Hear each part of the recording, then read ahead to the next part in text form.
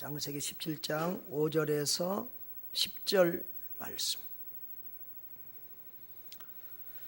다 같이 합독하겠습니다.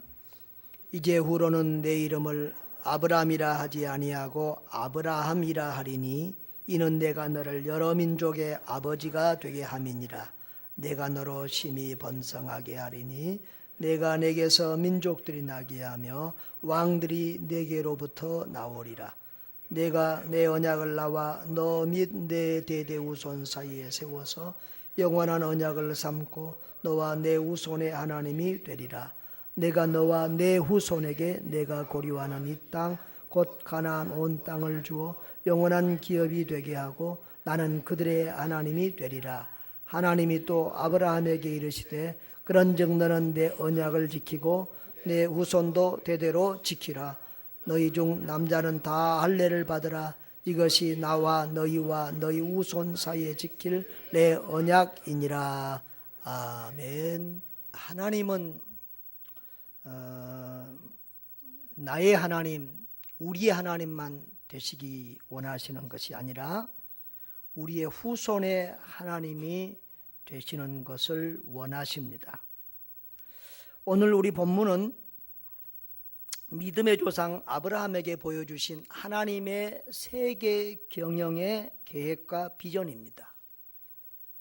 다른 말로 하면 하나님 나라 운동, 이 구속사 운동, 죄인 구원 운동의 하나님의 계획과 비전을 아브라함을 통해서 보여주고 계십니다. 먼저 하나님은 아브라함에게 열국의 아버지가 되라고 말씀합니다. 오늘 여러분 우리 본문을 우리 한번 보십시다. 본문의 내용은 그렇습니다. 아브라함이 몇 살에 이삭을 낳았지요? 100살에. 그런데 바로 이삭을 주시기 전에 하나님이 아브라함에게 한 번 더, 이전에도 몇 번이나 나타나서 말씀하셨지만 한 번 더 아브라함에게 나타내셔서 그 이전에 하셨던 언약을 다시 한번 확인하고 또 그러면서 아브라함을 축복하시는 장면입니다.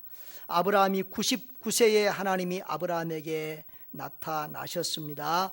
그리고 내가 내 언약을 나와 너 사이에 두어 너를 크게 번성하리라.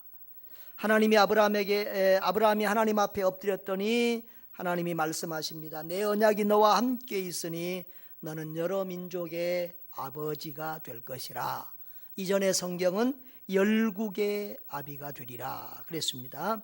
이제후로는 내 이름을 아브람이라 하지 아니하고 아브라함이라 하리니 그랬습니다. 하나님이 아브람의 이름을 아브라함으로 바꿔주십니다.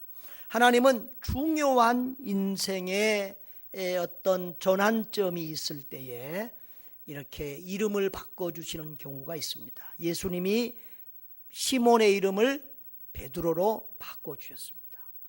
사울을 바울로 바꿔주셨습니다. 오늘 본문에서는 하나님이 아브라함 자신이 자기 이름을 바꾼 것이 아니라 하나님이 아브라함의 이름을 아브라함으로 바꿔주시고 사레를 사라로 바꿔주십니다. 그것은 이제 바로 여러 민족의 아버지라는 그런 뜻입니다. 그리고는 이제 6절에서 내가 너로 심히 번성하게 하느니 내가 내게서 민족들이 나오게 하며 왕들이 내게로부터 나오리라. 내가 7절 우리 다 같이 한번 읽어보겠습니다. 시작. 내가 내 언약을 나와 너 및 내 대대 후손 사이에 세워서 영원한 언약을 삼고 너와 내 후손의 하나님이 되리라. 아멘. 따라합시다. 너와 내 후손의 하나님이 되리라. 하나님은 아브라함만 하고만 언약을 맺는 것이 아니라 너 및 내 대대 후손 사이에 세워서 하나님의 언약을, 이 언약의 주도권을 하나님이 가지고 있습니다. 왜냐하면 아브라함은 사람은 약속을 잘 지킬 수 없기 때문에 하나님께서 그 언약의 약속의 주도권을 가지고 그 약속을 지키도록 이끌어 가시겠다고 하는 의지가 있습니다. 자, 그러면서 그 언약을 아브라함만 아니라 아브라함의 대대의 후손들, 다시 말하면 우리 주님 예수님 재림할 때까지, 세상의 종말이 올 때까지의 모든 아브라함의 후손들과 영원한 언약을 세워서 아브라함의 하나님만 아니라 아브라함의 후손의 하나님까지 되어주시겠다는 것입니다. 여러분 한번 이렇게 한번 해줘 봅시다. 나와 나의 후손의 하나님, 나와 나의 자손의 하나님. 우리 하나님은 나의 하나님만 아니라 나의 자손들의 하나님까지 되어주시기를 원하십니다. 할렐루야. 그래서 8절에도 너와 내 후손에게 그랬습니다. 너와 내 후손에게 이 가나안 땅을 주겠다는 겁니다. 실제로 하나님이 아브라함에게 가나안 땅 주겠다고 했는데 아브라함 살아생전에는 가나안 땅 막벨라굴 하나 줬어요. 언제 줬어요? 몇백 년이 흐른 다음에 저 모세 이후에 여호수아 시대에 와서야 가나안 땅을 주었어요. 그러니까 하나님이 아브라함하고 한 약속은 뭐예요? 아브라함과만 한 약속이 아니라 아브라함의 자손들과 한 약속이라는 사실이에요. 그래서 10절에도 보면은 너희 중 남자는 다 할례를 받으라. 이것이 나와 너희와 너희 후손 사이에 지킬 내 언약이니라. 항상 하나님이 그 언약에 아브라함과 그의 후손의 이름을 말하고 있는 것을 보게 됩니다. 그래서 9절에도 너는 내 언약을 지키고 내 후손도 대대로 지키라. 하나님의 말씀, 하나님의 언약을 아브라함만 아니라 후손까지 대대로 지키면서 믿음의 계대를 이어가고 주님 오실 때까지 그 믿음을 전수하라는 그런 내용입니다. 여러분, 오늘 아브라함에게 하나님은 먼저 너는 여러 민족의, 4절에 보면 너는 여러 민족의 아버지가 될지라 그랬습니다. 그래서 5절에 보면 내 이름을 아브람이라 하지 아니하고 아브라함이라 하리니 그랬습니다. 여러분, 아브람이라는 뜻이 뭐지요? 아브람은 존귀한 아버지라는 뜻입니다. 이런 것은 성경에 좀 적어도 되는데, 존귀한 아버지. 근데 아브라함은 뭐냐 그러면 열국의 아버지. 우리 새로운 번역에는 여러 민족의 아버지 이렇게 되는 거예요. 사라는 사레를 사라라고 바꿔주었지요. 15절에 보면 내 아내 사레는 이름을 사레라 하지 말고 사라라 하라 그랬는데, 우리 교회도 사라라는 분이 있긴 있습니다만은 이 사레는 나의 공주 그런 뜻입니다. 이름 좋아요, 나빠요? 아브람 이름 좋아요, 나빠요? 존귀한 아버지, 사레 나의 공주, 다 좋은 이름이에요. 그런데 하나님은 그보다 더 좋은 이름 주겠다는 거예요. 그보다 더 좋은 이름으로 아브라함을 아브라함이라 하고 사레를 사라로 바꿔줬어요. 자, 그러면 아브라함이 열국의 아비니까 사라는 뭐가 돼야 되겠어요? 열국의 어미. 그래서 사라는 열국의 어미라는 뜻이에요. 여러분이 볼 때는 존귀한 아버지가 더 좋은 것 같고 나의 공주 이름이 더 좋은 것 같은데, 하나님은 그것보다도 뭐가 더 좋다고요? 열국의 아비 어미 이름이 더 좋다는 거예요. 여러분, 존귀한 아버지, 위대한 아버지, 공주도 좋지만은, 왕비도 좋지만은, 그보다는 하나님의 마음을 가지고 하나님과 같은 세계를 품은 열국의 아비가 더 좋다는 거예요. 할렐루야. 열국의 아비가 되라는 말은 하나님이 세계 모든 민족의 조상이 되라는 말이에요. 그래서 내 후손 중에서 많은 민족과 많은 왕들이 나오리라고 했는데 정말 그렇게 됐어요. 그래서 지금 지금 이슬람권에서 막 데모하고 난리들 하는데, 그 이슬람들도 다 우리 조상을 아버지 그래요. 이스마엘의 후손들이니까.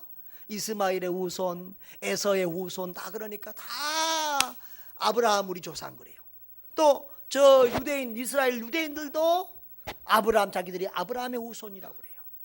우리들은 어떻습니까? 온 세계에 흩어져 있는 기독교인들도 영적으로 우리는 아브라함의 후손이다, 믿음의 후손이다. 그러니까 이 성경의 예언의 말씀은 그대로 다 지금 이루어졌고 또 이루어져 가고 있어요.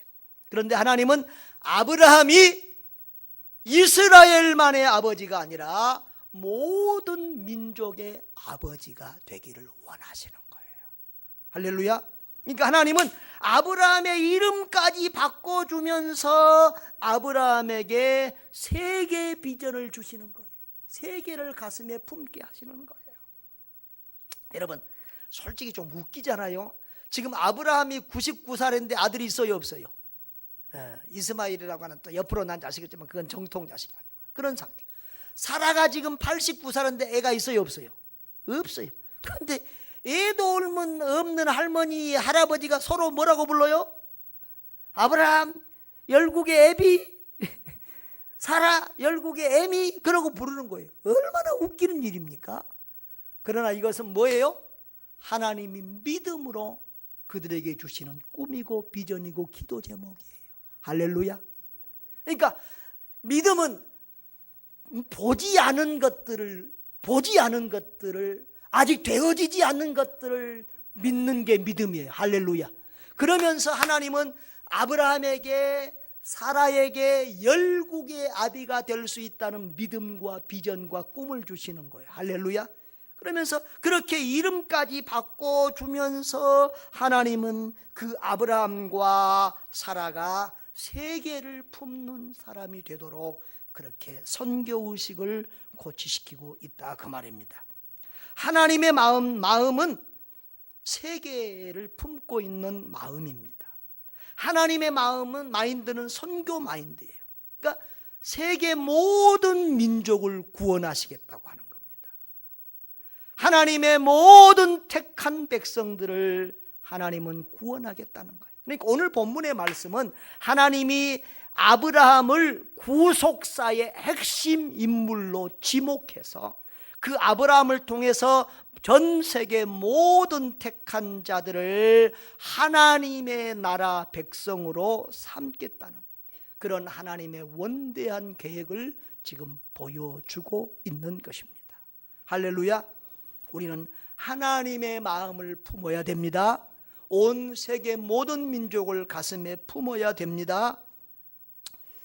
그런데 그 세계 복음화의 하나님의 궁극적인 목적, 그러니까 하나님의 최종적인 목적은, 마지막 목적은 온 세계 모든 인류를 구원하는 것입니다. 그런데 그 하나님의 그 세계 복음화의 궁극적인 목적을 이루기 위해서는 우선 먼저 해야 될 일이 무엇이냐?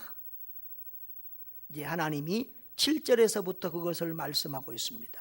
내가 내 언약을 너와 너 및 내 대대 후손 사이에 세워서 영원한 언약을 삼고 너와 내 후손의 하나님이 되리라 라고 했습니다.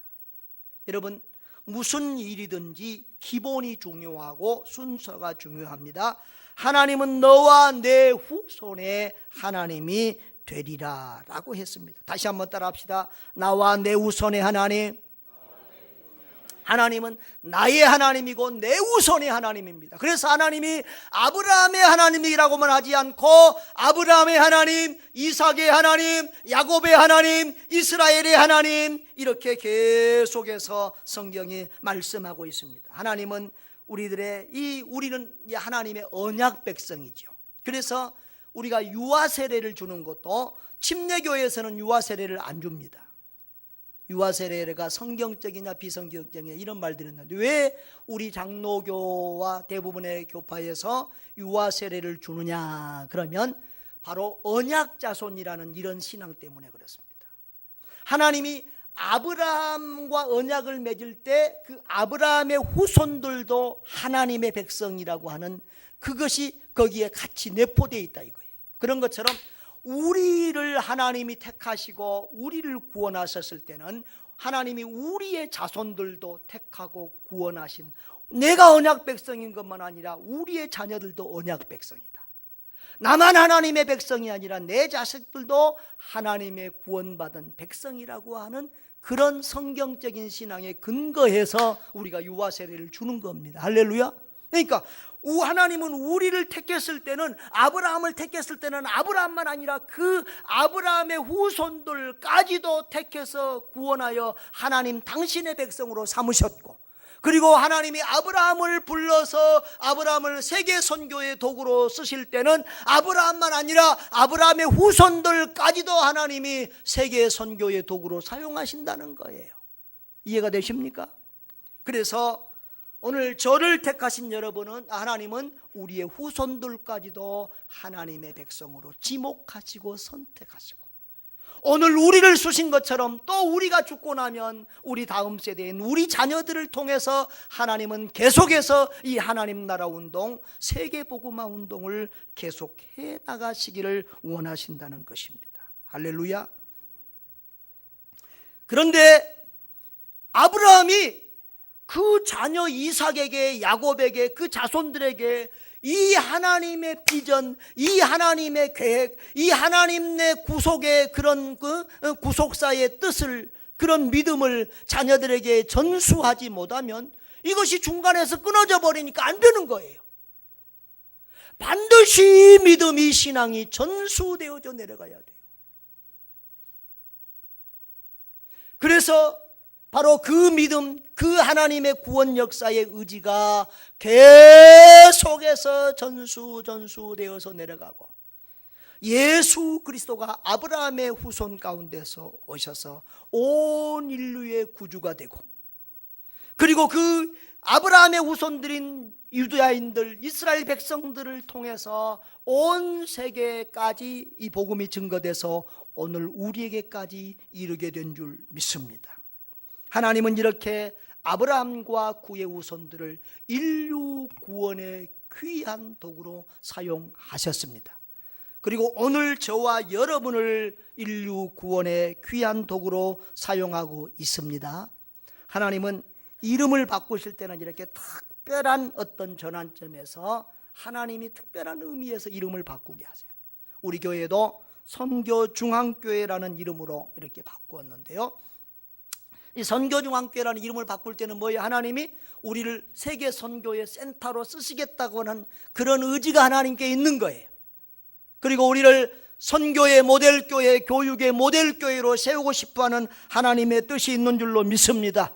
그래서 우리가 이름값을 하는 교회가 되어야 되고, 우리의 또 자손들 대해 계속해서 이르러서 이런 꿈과 비전과 믿음이 이어져 내려가야 할 것입니다. 그래서 지금보다 우리 자손들 대에는 정말 우리 교회가 더 힘있고 더 멋있고 더 건강한, 정말 하나님의 뜻을 이루어드리는 그런 건강한 교회로 자라가야 할 것입니다. 자, 그러면 아브라함과 믿음의 조상들은 무엇을 통해서 신앙을 전수해 갔습니까? 여러분, 모세 이전에는 성경이 있었습니까? 없었습니까? 모릅니까? 모세 이전에는 성경이 있었습니까? 없었습니까? 없었습니다. 이 모세오경, 창세기, 출애굽기, 레위기, 민수기, 신명기가 제일 먼저 쓰여진 성경인데, 이 성경은 누구를 통해 주어졌어요? 모세를 통해서 주어져서 모세오경이라 그래요. 그러니까 모세 이전에는 성경을 통해서 신앙교육을 할 수가 없었어요. 그래서 모세 이전에는 제사를 통해서 하나님이 신앙교육을 하셨어요. 자, 여러분, 창세기 3장 21절에 보면 아담과 하와가 죄를 지었어요. 아담과 하와가 죄를 지었을 때 하나님께서 그 죄를 용서해 주시기 위하여 무슨 일을 하시지요? 짐승 한 마리를 잡습니다. 그리고 그 짐승의 가죽을 벗겨서 아브라함과 하와의 죄를 가리워 줍니다. 다시 말하면 죄는 아담이 지었는데, 죄는 하와가 졌는데, 죄는 인간이 지었는데 죽기는 누가 대신 죽었어요? 그 죄값으로 양이 짐승이 대신 죽었어요. 이것은 하나님의 대속의 놀라운 원리를 보여주시는 거예요. 죄는 사람이 짓는데 죽기는 누가 대신 죽어요? 양이 대신 죽은 것처럼 죄는 우리가 지었는데 우리의 죄를 대속해서 대신해서 누가 대신 십자가에서 죽어주는 거예요? 예수님이 대신 죽어주시는 거예요. 그것이 성경의 대속의 원리예요.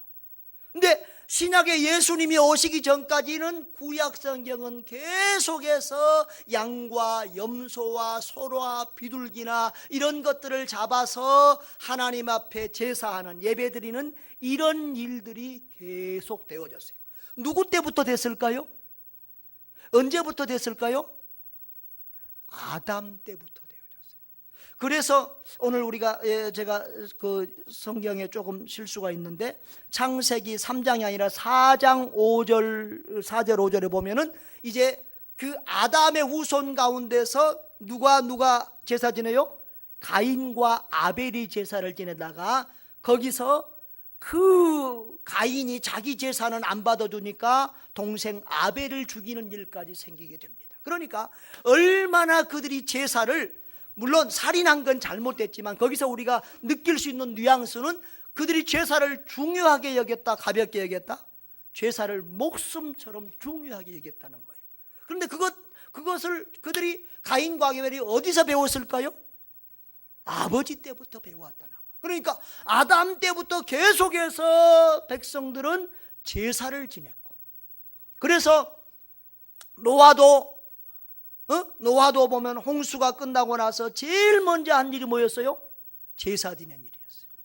아브라함도 창세기 12장에 보면 하나님이 아브라함을 선택하고 불렀을 때, 그리고 그가 가나안 땅에 도착해서 제일 먼저 한 일이 제사 지내는 일이고, 그리고 이사 가는 곳마다 제일 먼저 한 일이 제사 지내는 일이에요.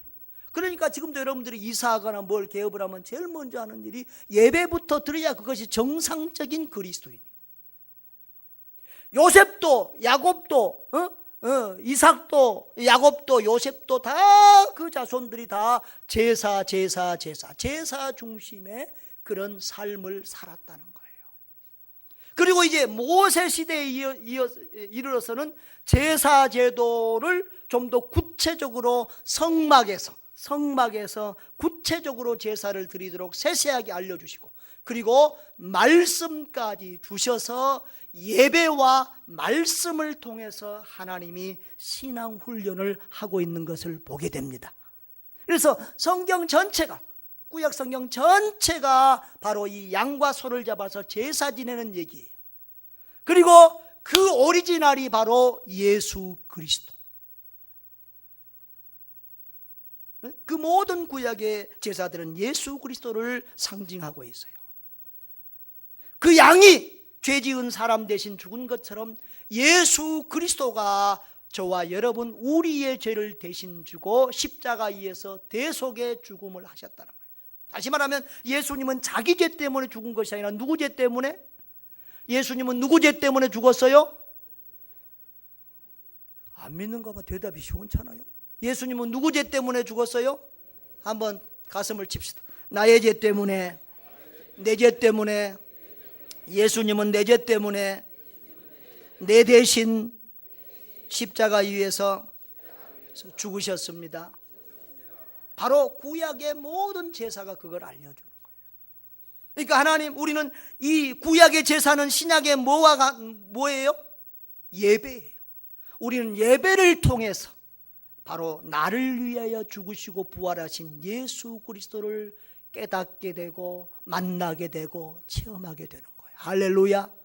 여러분, 예배는 바로 그 예수 그리스도의 십자가의 공로를 의지해서 드리는 거예요. 예배를 통해서 여러분이 날마다 또한 그 십자가의 은혜를 체험하시기를 바랍니다. 그리고 그 예배와 말씀 가운데서 여러분의 신앙이 든든하게 굳세게 세워주시기를 주의 이름으로 축원합니다. 그래서 구약시대의 신앙의 핵심은 제사와 율법 말씀이고요, 신약시대에도 제일 먼저 한 일이 뭐였어요? 예수님 십자가에 죽으시고 부활하신 다음에 그들이 예루살렘에 모여서 마가의 다락방에 모여서 제일 먼저 한 일이 기도한 일이요, 제일 먼저 한 일이 예배드린 일이었어요. 할렐루야. 그리고 그 예배 시간에 성령이 임하시고 이 세계 선교 운동이 일어났어요. 그래서 우리는 예배를 통해서, 말씀을 통해서 은혜 받고 힘을 받고 구원의 감격과 기쁨을 가지고 나가서 전도하고 선교하고 세계 선교의 사명을 감당하는 줄 믿으시기를 바랍니다. 여러분, 참 우리가 우리 자녀들을 잘 기른다고 하는 것이 얼마나 중요한지 모릅니다. 아까도 우리 봤지만 링컨의 어머니 초등학교도 못 나온 어머니고요, 다 별 볼 일 없는 어머니들이었어요. 그런데 그 자식들이 위대하게 되니까 수백 년이 지나도 자자손손 수없이 많은 사람들에게 이름의 회자되고 본이 되는 거예요. 여러분, 우리의 자녀들을 잘 기릅시다. 우리 너무 급하게 보지 말고요, 30년만 딱 보자고요. 얼마요? 30년이면 한 세대가 바뀐다고 하는데, 지금부터 여러분이 30년만 자녀 교육을 위해서 정말 온 마음을 보이고 투자하십시오. 지금 학원이나 학교 교육을 얘기하는 것이 아닙니다. 물론 그것도 해야 되지만 신앙교육에 내가 중점을 두고 이렇게 하는 겁니다. 정말 우리 자녀들을 예수님 닮은 자녀로 키우기 위해서 그렇게 여러분의 온 마음과 기도와 힘을 모아보시라는 얘기예요. 그러면 여러분의 가정, 여러분의 미래는 확실히 달라질 것입니다. 여러분, 지금 여러분 살기가 좀 팍팍하지요? 힘드시지요? 그러나 자, 여러분의 아들이 앞으로 대통령이 된다.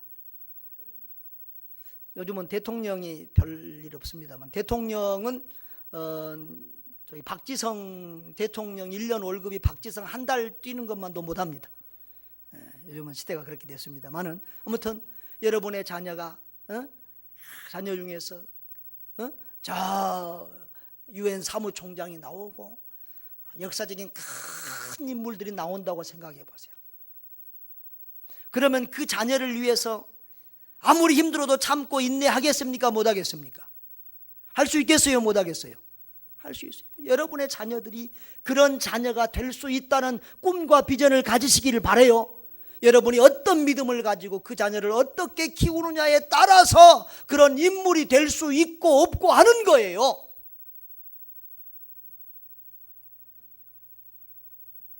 이명박 대통령도 가장 가난한 집에서 자랐잖아요. 여러분, 여러분의 가정에서도 나라와 민족과 세계를 움직일 위대한 인물들이 나올 수가 있어요. 여러분의 자녀에 대해서 그런 믿음과 꿈을 가지고 여러분의 자녀를 보시기를 바랍니다. 그리고 그렇게 우리 자녀들을 길러 가십시다. 그러면 여러분의 가정이 달라지고 여러분의 미래가 달라지고 우리 교회의 미래도 달라질 것입니다. 여러분, 이렇게 신앙을 전수하는 데 있어서는 이 예배와 말씀이 가장 중요합니다.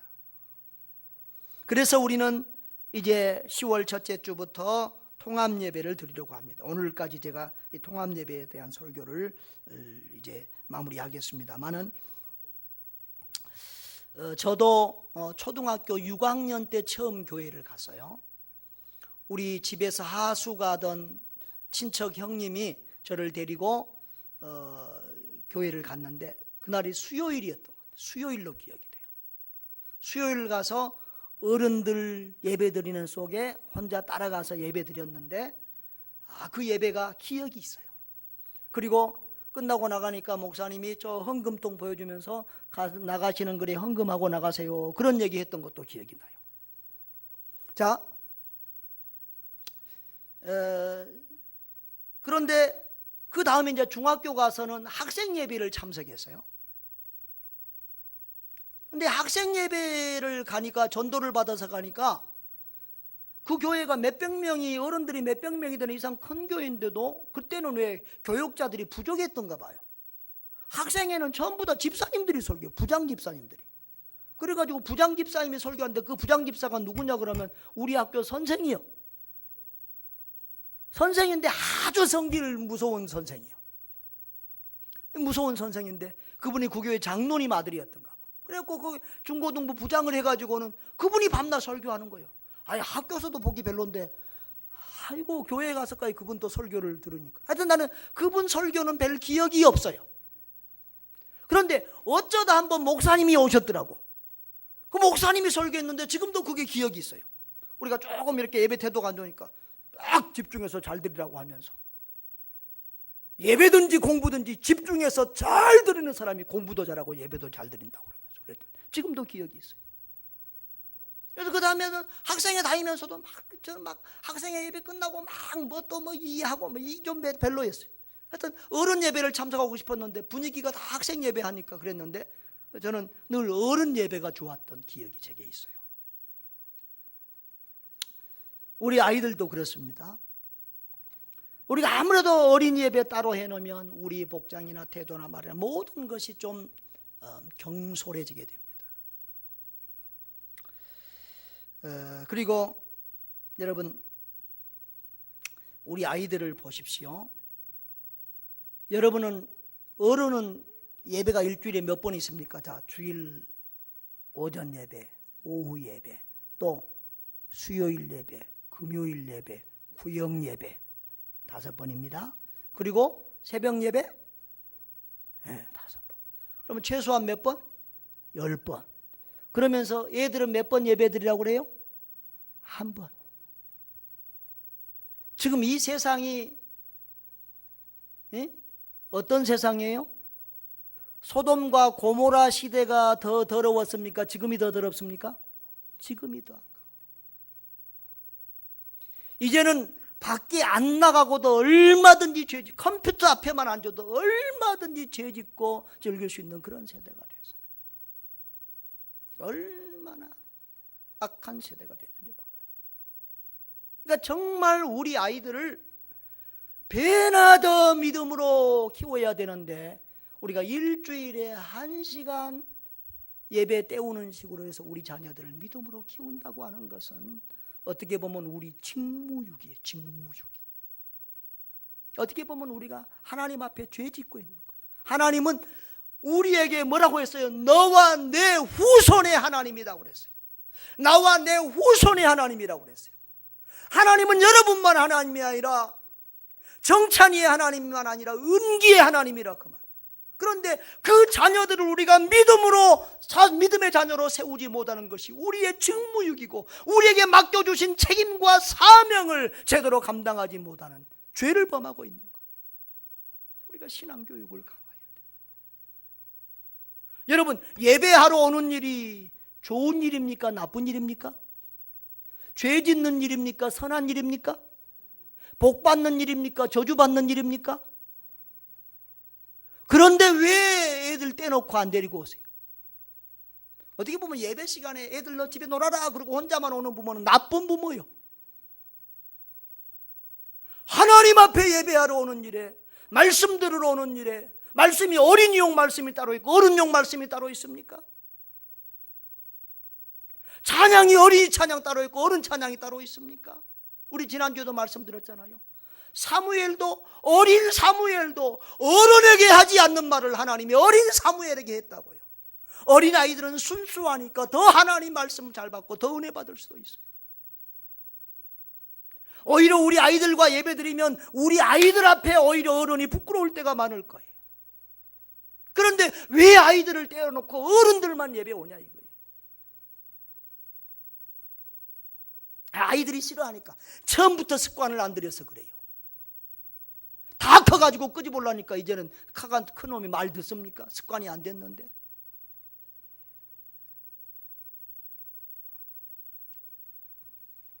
여러분, 우리가 우리의 예배는 이렇게 예배는 우리 이제 영적으로 보면 종합 비타민이에요. 거기 기도도 있고 찬양도 있고 말씀도 있고 헌금도 있고 모든 헌신이 다 있어요.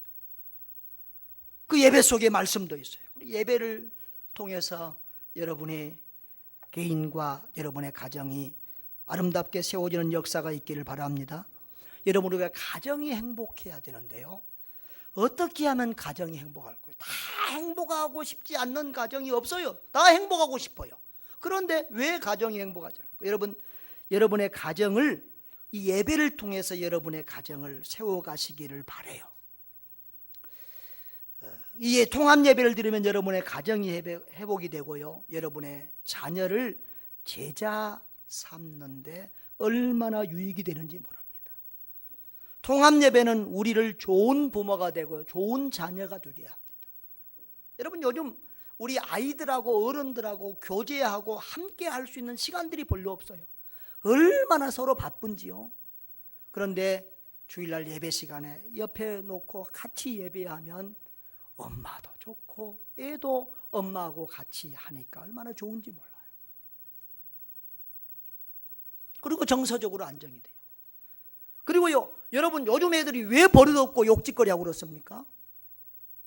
옛날에는 할아버지, 할머니, 어른들하고 형들하고 다 같이 살았어요. 그래서 거기서 사회성이 형성이 되고 예의 범죄를 나도 모르게 배우는 거예요. 근데 요즘은 다 하나씩 낳고 지가 왕이고 지 맘대로 하니까, 지가 왕 지 맘대로 하니까 말도 거칠어지고 애들이 사회성도 없고 인성도 잘 형성이 안 되는 거예요.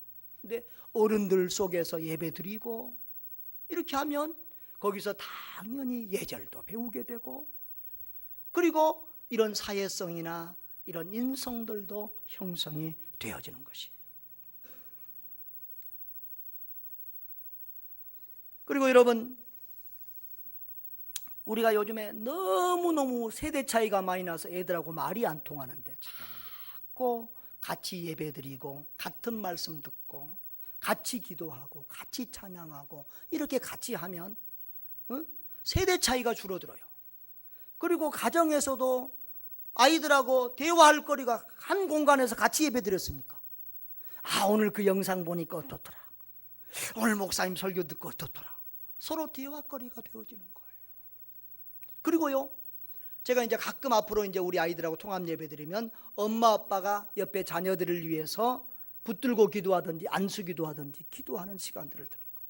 그러면 부모가 자녀들을 위해서 자꾸 기도해 주면요, 그런 어떤 영적인 계대가 형성이 돼요. 그래서 그 기도를 받고 부모의 기도를 받는 자녀들은 부모님을 존경하고 순종하게 돼 있어요. 그리고 자녀를 위해서 기도해 주는 부모들은요, 그 기도해 줄 만한 그런 아빠, 엄마, 그런 영성을 가지기 위해서 노력하게 돼 있어요. 우리 박연전 목사님 교회가 이 통합 예배를 드리는데, 아버지들이 자꾸 자녀들을 위해서 안수기도를 하니까 이 아버지가 내가 이 담배 피고 술 먹는 손으로 내 자식 머리에 손 얹게 안수기도 하겠나? 그리고는 술 끊고 담배 되고 부모들이 변화되는 거예요. 그렇잖아요. 우리 부모들이 다른 사람을 위해서는 못해도 내 자녀를 위해서는 부모가 우리 삶을 어떤 것도 다 고치고 희생할 수 있잖아요. 여러분, 저와 여러분, 우리 모두가 정말 세계를 가슴에 품고 살아야 될 것입니다. 그러나 그 세계 선교는 우리 가족에게 복음 전하고 우리 자녀들에게 믿음 전수하고 우리 가족들과 우리 친지 이웃들부터 예수를 믿음으로 전개되어져 가야 될 것입니다. 이것이 세계 선교와 더불어 되어야 합니다. 우리가 세계 선교한다고 하면서도 내 자식들 예수 안 믿고 내 남편, 내 가족 예수 안 믿는다고 하면 이것이 어찌 하나님 앞에 떳떳하고 바른 일이 되겠습니까? 여러분, 대충 넘어가지 마세요. 언젠가는 나오겠지 이래 하지 마세요. 이번에는 정말 한번 여러분 금식 기도를 하든지 통곡을 하든지 하나님 앞에 부르짖고 기도하고 매달리세요. 우리 지난번에 그 최원수 장로님 와서 간증했잖아요. 자기 사위가 교회를 잘 안 나간다는 말을 듣고 전화해가지고 너희 집에 방 하나 마련해라. 난 너희 집에 가서 금식하고 너희 집에 가서 살겠다. 응? 교회 나갈 때까지 금식하고 내가 너희 집에 가서 살겠다. 그러니까 그 자녀들이 얘기하고 나갔다잖아요. 여러분, 아직도 우리의 자녀들이, 우리의 가족들이 예수 안 믿는 것은 우리의 기도가, 우리의 간절함이, 우리의 눈물이 부족해서 그러지 않을까요? 이번 기회에 반드시 여러분의 가족을 구원하시기를 바랍니다. 그러면서 이웃과 세계 선교를 더불어 해갈 때 우리 하나님 보시기에 아름다운 사람들이 될 것입니다. 통합 예배를 드리면 자녀들을 전도하고 가족을 전도하는 데 도움이 됩니다. 어린 자녀들도 엄마 아빠 안 데리고 야 너 주일학교로 가라, 학생회 나가라, 따로 떨어져 나가라 하면 애들이 처음 나오는데 서먹서먹해서 잘 안 나가요. 그러나 엄마 아빠 따라서 예배에 나오라면 어느 세대고 다 나올 수 있어요. 이해가 되십니까? 그리고 다른 어린이들 전도할 때도 통합 예배 드리면 너무 좋아요. 이번에는 여러분들이 꼭 전도하면서 주일학교나 SFC 애들도 한 명씩 전도했으면 좋겠어요. 저도 주일학교 아직 전도 대상이 없는데 가만히 내가 꼭 주일학교 한 명 이번에 전도해야 되겠다 싶은데 어디 가면 될까 싶은데 놀이터 공원 가서 애들 찾고 만나면 될 것 같아요. 하여튼 그래서 우리가 꼭 한 명씩이라도 아이들도 전도하고 이렇게 해서 우리가 영혼 구원에 힘써야 되겠습니다. 여러분, 하나님 아버지의 마음을 가집시다. 하나님 아버지는 세계를 가슴에 품은 그런 세계 선교의 비전을 가지고 있습니다. 우리에게 열국의 아버지가 되라고 하십니다. 여러분, 저와 여러분이 이 시대의 아브라함이 되십시다. 사라가 되십시다. 열국의 아버지 어머니가 되십시다. 세계의 선교의 비전을 품고 사십시다. 그런데 우리가 그 일을 위해서 먼저 우리 자손들을 믿음으로 세우고 우리의 가정과 이웃부터 복음화해가는 일을 신실하게 감당해야 될 줄 믿습니다. 그래서 아브라함이 받은 지상 최고의 복음을 여러분도 받아 누리시기를 주의 이름으로 축원합니다.